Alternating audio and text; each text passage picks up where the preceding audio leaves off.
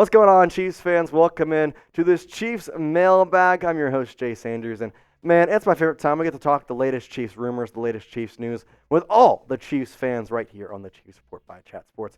Lots of Chiefs. Let's get going here on this mailbag with the first question coming from Shad Jameson saying, who would be the best player to spy Josh Allen?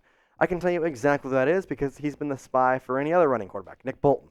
He's been that guy who is overall he has the ability to just somehow be around the football wherever it is. If you watch a Chiefs football game and you look at Nick Bolton, does he play coverage a lot? Yes. But I would say 80% of the time, they're playing in the zone formation. And so he's going out to the middle of the field. He's going to the left, going to the right, and he's going to stay in the line sight of that quarterback so that he cannot get out there. I think Nick Bolton is the one to look at, but you can also watch Drue Tranquill. Obviously, with a more mobile quarterback like Josh Allen, they may switch up who's the spy. When they had a couple of different guys like Tua, who's not exactly going to run a lot, you probably just put one guy to watch him every play. This time, you may put Drue Tranquill on the right, Nick Bolton on the left, however you want to do it. Those are the two guys, though, that I would watch to basically spy Josh Allen. Haven't seen a lot of running quarterbacks this year. Even Justin Fields did not do great back in week 3. Oh, crazy how long ago that was. Tony Fuentes with a question here saying, #Chiefs. If the Chiefs can score more than 20 more points, there's no doubt the Chiefs are going to lose. I'm very impressed. Lose or win. I think you meant win. I'm very impressed on how well the defense is doing now. I want to see more offense. So I think we were saying if the Chiefs score more than 20, it's a lock. I kind of agree. I think if the Chiefs can get past 21, that's my threshold because the Chiefs have been able to hold their opponents to 21 points or less in pretty much every matchup. If they can score 24, bang. And the biggest thing to me, getting out there and scoring early. I almost say if you win the toss, you don't defer. You take the ball, you go down there and score. You have to have a planned mindset. You have to have Matt Nagy, Andy Reid, and Patrick Mahomes all be communicative about it. But hey, if you win that toss, I almost say take it, go down and score on the road to set the tone. Diggs sucks saying, what's the Chiefs' path to the Super Bowl look like? So I think this is an important question to answer because obviously the Chiefs have not won yet in terms of beating the Bills. But what is in store should they reach the Super Bowl? Well, the Bills are the matchup this week, but the Ravens and Texans play on the opposite side of the bracket. And everybody's asked, the Arrowhead Classic, it's not going to come back. We're not going to play the AFC Championship in Arrowhead. I wouldn't be so fast. I like the way the Texans match up against the Baltimore Ravens. And if you can take out Josh Allen, I think there's a chance if the Ravens play like they have in the playoffs in the past, that C.J. Stroud, Cole Ridge-Stroud may go in there and take out the freaking Baltimore Ravens. Because, listen, I trust the Texans. I don't trust the Ravens just yet. They were amazing in the regular season, but we have yet to see them play that well in the postseason after a good regular season. I'll be interested to see, but as of right now, it's going to be a potential to see the Chiefs play back at Arrowhead against the Houston Texans. But we got a game to look at this week first. So predict the score in the comment section. Chiefs versus Bills. What is your score prediction for this Sunday evening's game? Get in the comment section. Let me know. You got the Chiefs winning, got the Bills winning. Give me a little score prediction right there with it. Our next question comes from Reeve Jenkins. Hey, man, perfect. I get to answer the question too. My score prediction, I said it yesterday, 27-21 Chiefs. And why I say that? Because I think the Chiefs defense is good, but this Bills offense has been also really good.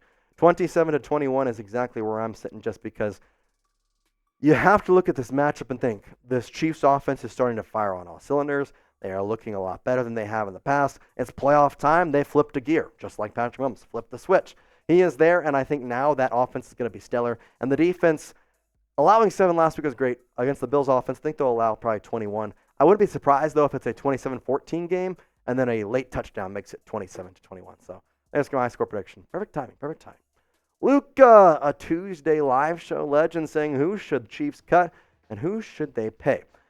We've talked about this in the past couple of videos, and I think you got to cut MVS. You're not going to spend $12 million on a guy who is you're clapping if he catches a ball. Like, that's just not a great mindset to have. You can save $12 million right there to increase your cap space from $30 to $42 million.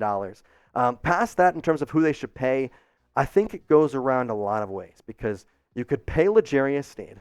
You could also pay Chris Jones. But Chris Jones, he's just not worth $30 million. L'Jarius Sneed, $12 million is the way to go. Also, shout out to Chiefs #1 fan with an awesome $1 super chat. Been a legend here on the Tuesday live show. If you want to get on the show, just like Chiefs #1 fan, we're doing live shows every single Tuesday. That's where you're watching this from. If you're watching it on a later date, this was filmed on Tuesday. Come hang out with us. We're live every Tuesday at 3 p.m. Go check us out. And I appreciate you, Chiefs #1 fan. We really appreciate you hanging out with us. DJ comes in here saying, what are the chances that Chris Jones is signed to a multi-year deal? Very likely, but I don't know if it's with the Chiefs. He'll sign a multi-year deal. I just don't know where. I have the thought that the Chiefs could do it. I just don't know, though. I don't know how Chris Jones is going to act. There was a tweet this past weekend where somebody was talking about Sneed, saying that they needed to pay him. And Chris Jones commented on that tweet saying, pay the man. Chris Jones knows Sneed deserves the money. Now, Chris Jones also does deserve the money, too. I think he's worth around $30 million. I got to be honest. Is he worth it to the Chiefs? That's where the question comes in. I don't think he's worth $30 million to the Chiefs. He probably is to somebody else. If he wants $30 million, I just don't think Brett Veach is gonna do anything with that. So I would have to say no for a multi-year with the Kansas City Chiefs, DJ, unfortunately. If you want the Chiefs to go back to the Super Bowl for a second straight year, then go like this video. I'd certainly appreciate it. And as always, it helps the Chiefs. It gets the good vibes rolling. You know our motto here. Likes are good vibes. The more likes, the more good vibes. So go down there, 2 seconds, smash that like button. I'd certainly appreciate it. And it's an amazing time to be a Chiefs fan. It's also an amazing time to start on Prize Picks by going to prizepicks.com/CLNS and using code CLNS for your first deposit match of up to $100. I've got a 4 entry here, 4 guys. I'm going the more on Isaiah Pacheco at 14.5. I'm going the more on Patrick Mahomes, 260.5. I'm going the more on Rashee Rice, reception 6.5. And I've got the less on Josh Allen on passing and rushing yards, going the less on 282.5. I just don't think he's going to get that many passing yards, and the rushing yards, given the Chiefs probably have a spy on him, I don't think he's going to get 60 rushing yards or whatever it may need to be to get up to that point. And here's the good thing. You should go put these picks in right now because I got the stamp of approval. Our Prize Picks guy, our producer Sam, gave me saying this was one of the best Prize Picks he's seen in a long time. So go put it in at prizepicks.com/CLNS. And if you want to do a different one, go right ahead. You pick 2 more players. You pick more or less on the Prize Picks projections. And then you can choose flex or power play depending on how confident you are on your entries and how many people you want to put in there. 2 to 6 players, more or less, takes a couple seconds. Plus, that $100 deposit match, you can get it by going to prizepicks.com/CLNS. And once again, using that code, CLNS, for the first deposit match of up to $100. Quick withdrawals, easy gameplay, and an enormous selection of players and stat types. Or it makes Prize Picks the #1 daily fantasy sports app. Once again, prizepicks.com/CLNS and code CLNS for that first deposit match of up to $100. Shad Jameson checks in with a question saying, do you think CEH has played well enough to earn a roster spot next year? Yes. In my opinion, probably because you're losing McKinnon unless you sign him back. And Pacheco, obviously, second year, so he'll stay on that rookie deal. I think he's not going anywhere because Mahomes like him. And not that this is a reason to keep somebody, but he is a good locker room guy. I have not seen one video in the Chiefs locker room with Clyde Edwards-Helaire on it. This guy is all over the place. He's happy. He's smiling. Mahomes is his friend. Everybody is this dude's friend. So if you're going to pay pretty cheap for a locker room guy, I guess it's okay to be him. I would not expect the Chiefs to pay him too much, though, obviously, if they do want to go with that. But that's just kind of the way I see it. I think overall CEH is one of those guys that I could see being on the roster next year and potentially being the backup. I know that coming up, Jerick McKinnon with free agency. I know that Brett Veach wants to sign him, but I just don't know with cap space. It's going to be hard. Next question from Maya saying, Will score? What is the most touchdowns they've ever had? Hey, I think we got an answer to that from our producer. I dived into the Chiefs record books. The answer is 8. They've done it They've done it 4 times. Most recently in 2013 against the Raiders. F the Raiders. One of the times, fun fact, 8 touchdowns in 2004 against the Falcons, all rushing touchdowns. No passing touchdowns. 56-10 win. 4 times is your answer there. Chiefs trivia of the day. Chiefs trivia today. Everybody shout out Spam.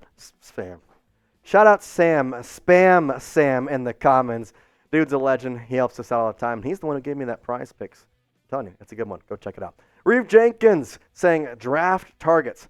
Wide receiver, wide receiver, wide receiver. Right now, the guy that I see on every mock draft is Drue Tranquill, the wide receiver out of Oregon. But that is assuming the Chiefs had a number 24 pick.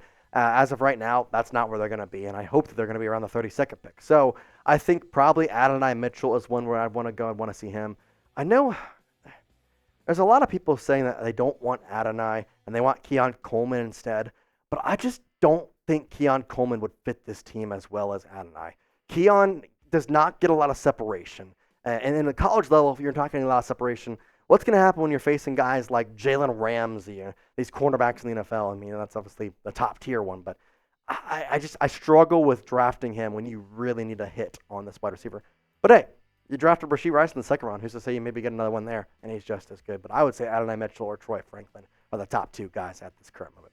Luke with another question saying the offense looks better. Is Matt Nagy the reason for that or something else? So, 3 weeks ago now in the Bengals game, the Chiefs came out before saying they cut their playbook in half.